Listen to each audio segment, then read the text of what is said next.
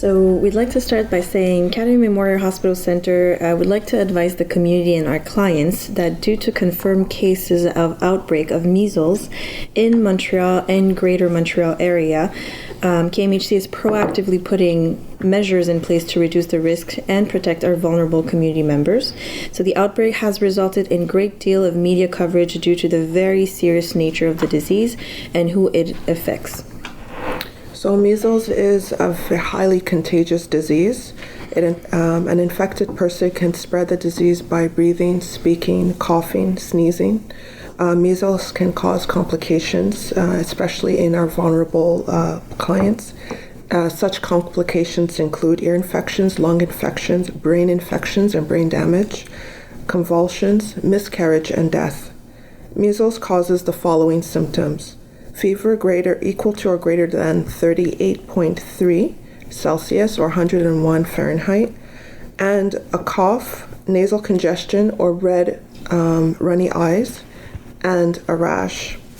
Those considered vulnerable in the community include children less than 1 year of age, pregnant women, and immunocompromised or those with weakened immune system either due to disease or medication. In order to protect our vulnerable population, KMHC has put in place several measures, such as all people entering KMHC will be asked if they have a fever, a cough, a rash by security personnel. So we ask that you stop by security and kindly answer those questions.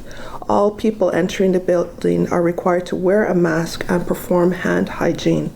Any visitors with the symptoms that I had mentioned should not visit at this time. If you have symptoms, you'll be asked to call to book an appointment, and when you arrive, you'll be asked to enter via a separate entrance and greeted by a nurse wearing a protective gear, which includes a mask, gown, gloves, and face shields.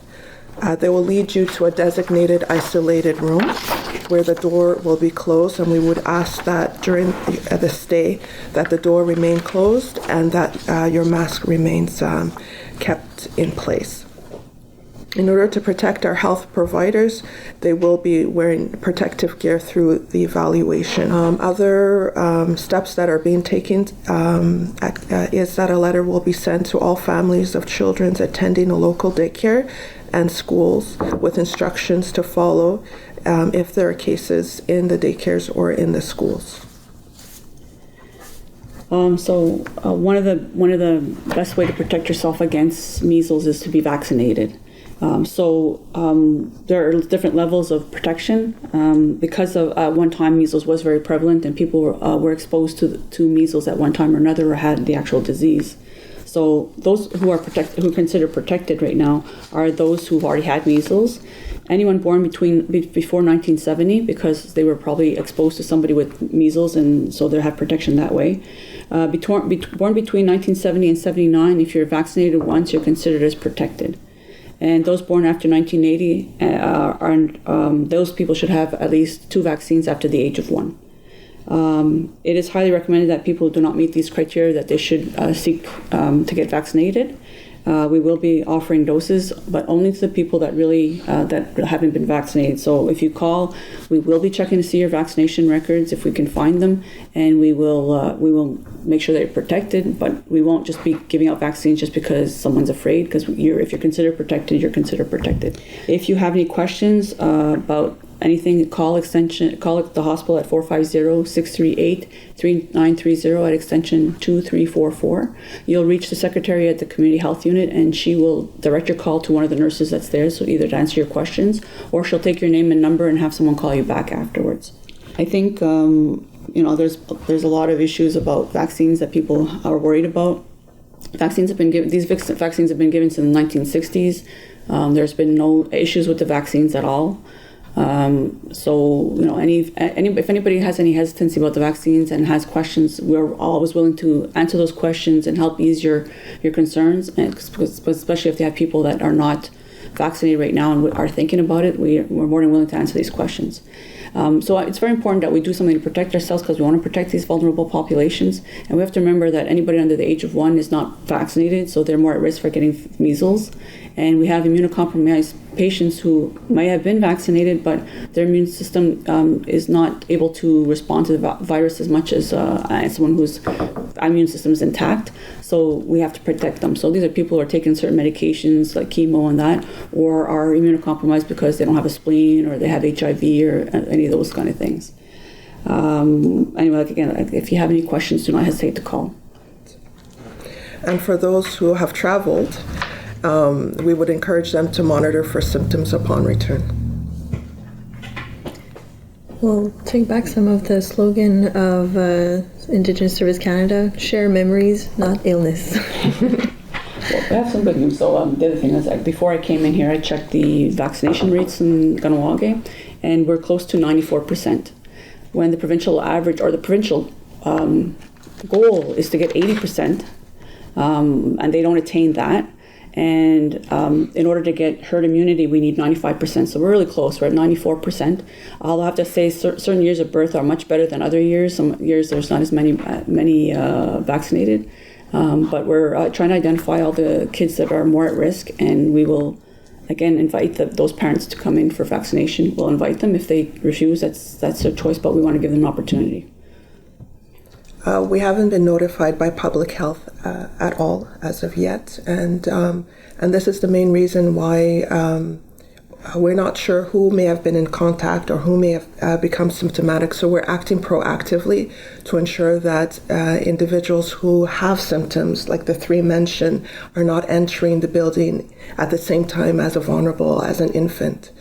And we hope the community does not experience it, but we are ready if it does occur. Yeah, so the other thing is, once you're exposed, it can take up to 21 days for symptoms to start to show up. Wow. So if we were to have a case in the schools, anybody who's immunocompromised or has not been vaccinated, they would be excluded from school during that time, and until 21 days after the last case. So if we get one case after another, it can be months before that child can be back at school. So that's one of the things you think about too as well. We do have other ways nowadays with Zoom, but it's just something to think about, because it could be a long time once it starts rolling. So what we've found out from public health is that there was cases in Laval and cases in Montreal. And there's areas that these people have frequented, which are you can find out online. And if you've been in any of those areas, then you've been exposed, and you have to monitor for symptoms. But those who have the vaccine are less likely to get it, and if you do get it, you'll get a very mild case. So that's the protection we get. So there's no approved treatment for measles. So the management is supportive, like a common cold. Individuals who experience complications can receive treatment for the complications. For example, ear infection. It's a secondary infections, and what that means is measles can impact a person's immunity and make them more prone to secondary infections. So other bacteria that we have antibodies against, when they do cause an infection, we can treat that. But the body has to fight off the measles on its own.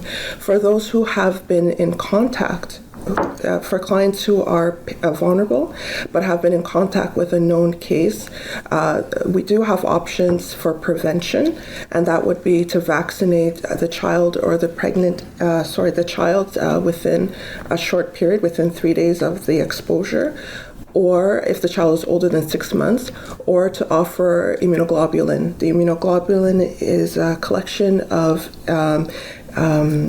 immune proteins from different individuals who have immunity against measles, so that can also provide protection if given within 6 to 7 days of the exposure.